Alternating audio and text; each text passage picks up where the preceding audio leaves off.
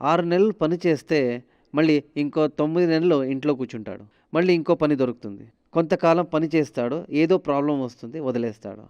ఇలాంటప్పుడు నాతో జనాలేం చెప్తారంటే, ఎవరికీ నేను నచ్చడం లేదు. నేను పని చేసే జాగంలో చాలా ఎనిమీస్ ఉన్నారు. శత్రు సంహారం చేయాలని చెప్తారు. అప్పుడు నేను చెప్తాను, ప్రాబ్లమ్ వాళ్ళలో లేదు. మీ జాతకంలో ప్రాబ్లమ్ ఉంది. ఆ దోషాలన్నిటినీ మీరు పరిహరించాలి.